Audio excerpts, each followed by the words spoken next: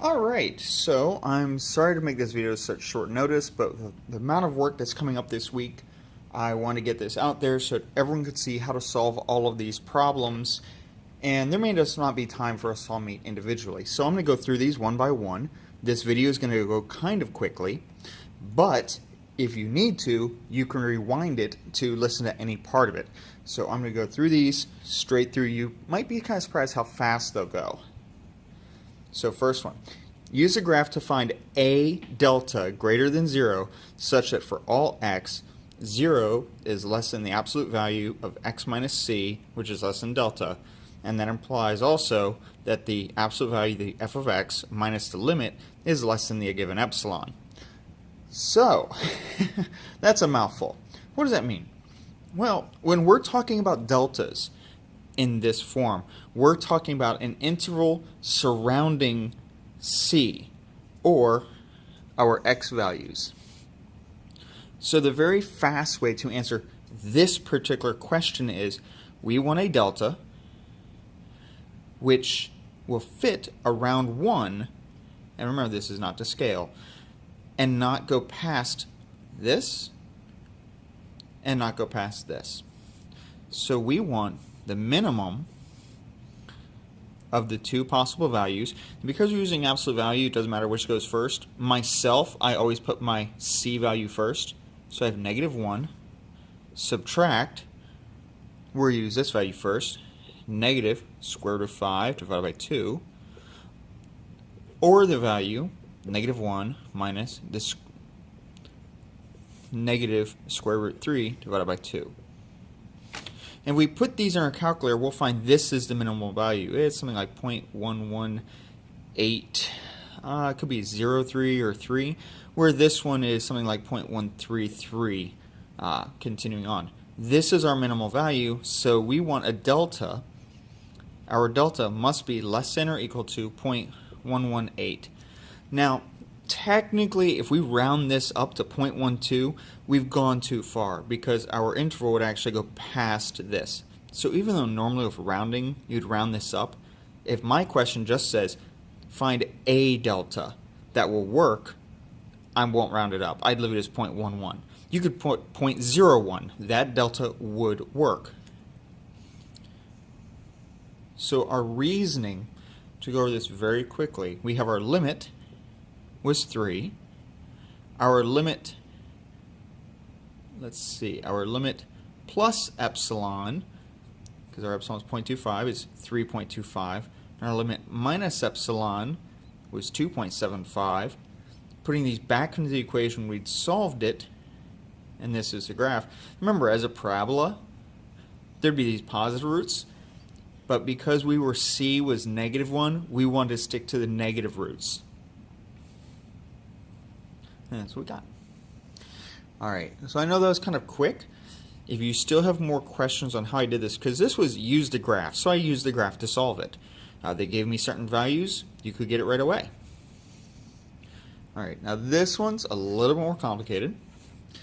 On this one, we're given an f of x, an interval, our c value is 1, our epsilon is 1/2. We want to find the limit and the open intervals containing this, and label all these points and intervals on the graph. Well, the nice thing is f of x is the square root of x, and we're on the interval we're on, this is defined and continuous. Well, the limit as f of x as x approaches 1, so we're at 1. The nice thing is the square root of 1 is just 1. Now we have our epsilon value. Epsilon is 1/2. Epsilon affects our y values. So we go, our L plus epsilon will be 1.5. L minus epsilon will be 0.5. And 1/2, or 0.5, if that came out of the square root, that had to be 1/4. And if we had 1.5, their square root is 9/4.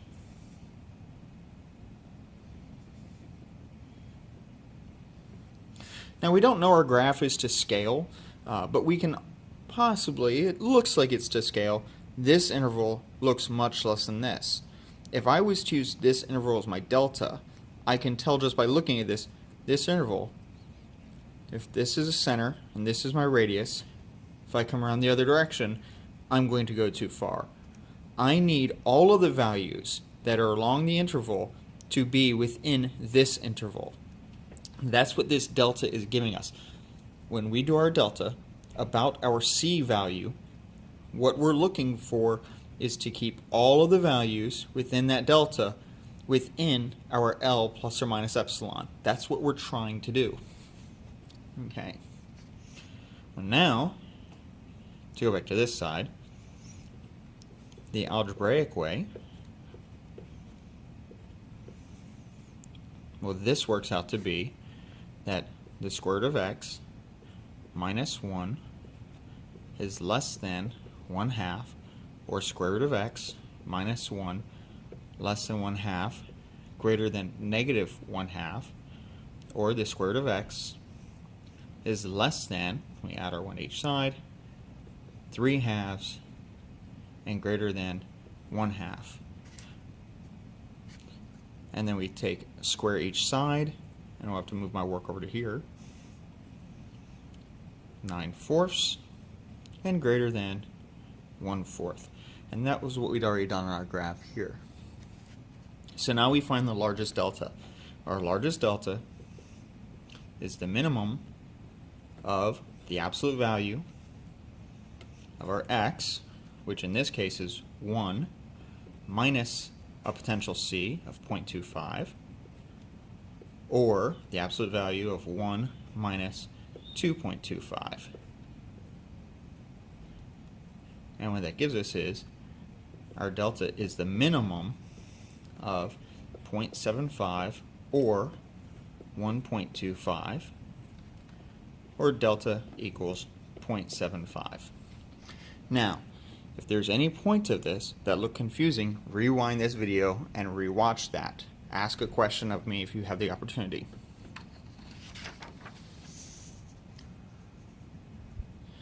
Now, question 3. Using a theorem from the class. So this tells us already, when we answer this, if we haven't made reference to a theorem from the course, we need to go back.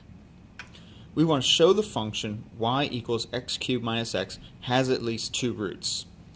You must show work to receive credit. Justify your work using complete sentences. Now, because I'm trying to make this video a little short, I'm going to give you some of the information. We want a theorem that will tell us the function takes on certain values for absolutely, we know it takes on those values. The theorem that does that is the intermediate value theorem. Remember, the intermediate value theorem, this is a very quick shorthand of it, tells us if we are on some interval, I'm going to call it AC, and if we have some value, D, which is less than, let's say f of A greater than f of C, if this function, if our function is continuous, then there exists some m such that f of m will be D. This is a very complicated way of saying the intermediate value theorem tells me if I have some continuous function and I have some interval a, c, and our f of a, and it really doesn't matter where I put this, but our function is continuous. F of a is here, f of c is here, and my d is, we're going to say, right here. If my function is continuous along this interval, now remember, I don't even have to include a and c.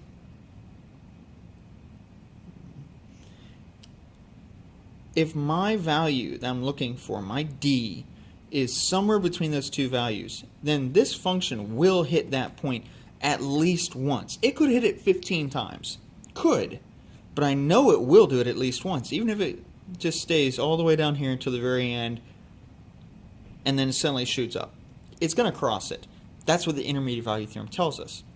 Well, if I want to show it crosses it twice, then what I'm looking for is some group of intervals where I go from negative to negative, or where I'm going from positive to positive, because then I know I had to cross it twice. And they need to be in this kind of an order. If I have a positive, negative, well, positive, negative, I haven't actually shown I've crossed it. And I go from negative, positive, I've only shown I crossed it once. The other thing is, if I stick to my zero values, if I use them as the edges, then I can't necessarily say I have a root between them. Because if I have a zero value and I don't include that in my function, I don't know that I actually crossed it. Because I may dip below it and never actually hit it. My limit might be 0, but I don't know that I have that. It may not be included in it. So for this one, you literally just have to plug in some values for your function until you find the right ones that you're looking for. So if you start with negative 1.5 and then do 0.5 and then do, say, negative 0.5, then 0.5 and negative 1.5, and evaluate those, you'll find that you crossed it twice. Now, our next question is kind of an interesting one. We want all values of a such that our function will be continuous. Justify our work using definition of continuity. Now, if you remember, our definition for continuity is that our limits must agree. So a is only defined for this function. We don't actually have a inside of this function. We need to know if the limit as this function approaches our a is going to equal this function's value at a. So we want to know if these two functions are going to have the same value. So let's just make them equal to each other and see what we get. Now, the nice thing is they're polynomials, so we know they're continuous. And when we solve this, we just get that 0 equals x squared. Oh, is that minus 3x? Minus 3x. Minus 5x. Let's see. Plus, well, make sure I did this right. 2x plus 1 equals x squared minus 3x plus 5. Subtract 2x, subtract 1. All right, and I have x. Okay, so I may have graded some people's papers wrong. We have a positive and a negative, so our negative has to be larger. Oh! All right, good. I didn't grade anyone's paper wrong. I just had a algebra mistake. Okay, so we have x squared minus 5x plus 4. So that's x minus 1, x minus 4. All right, so this gives me my roots of x equals 1 or 4. That gives me my a values, because that's where these functions will intersect. So I want a's of 1 and 4. Now, to verify my continuity, I need my limit as x approaches 1 of h of x, and my limit as x approaches 4 of h of x. And because this is a piecewise function, you actually have to check this both ways, positive and negative.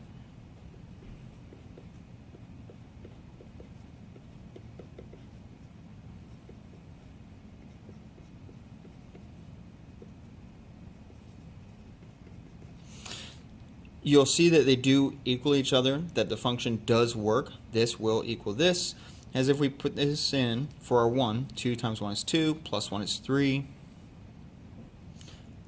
And if we try it this way, 1 minus 3 is negative 2, plus 5 is 3. So we have agreement.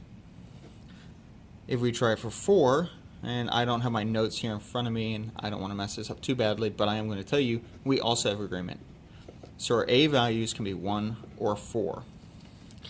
Now, of course, we save the best for last. How do we evaluate this limit? As you recall, I hope you recall, in class, the way you want to solve this is by taking your greatest exponent in the denominator for your x, multiplying the entire function by its inverse. So if I have 5/3, that's greater than 1, and it's greater than negative 7/3. So I'm going to do the inverse. Really hope I did this right.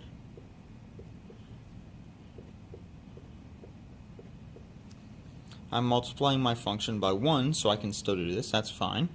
When I do this, I'm going to get,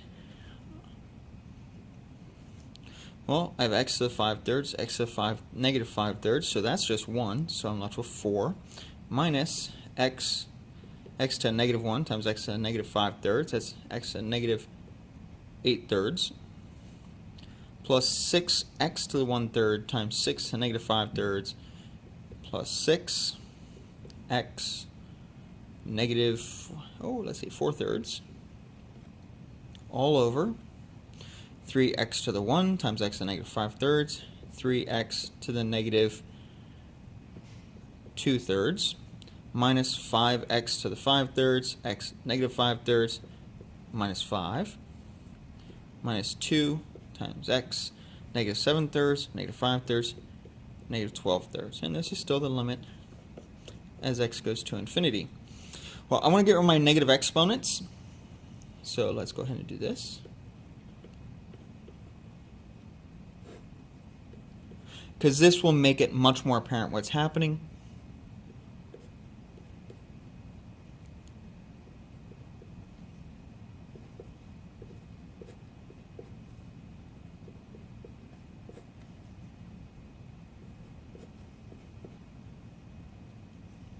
Two-thirds. It's where sloppy handwriting will come back to get you.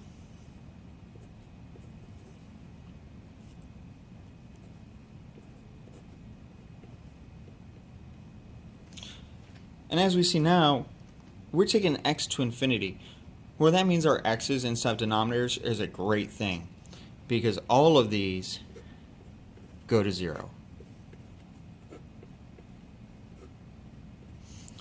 All we're left with, this is ours as x goes to infinity, it's 4 over negative 5, or negative 4/5.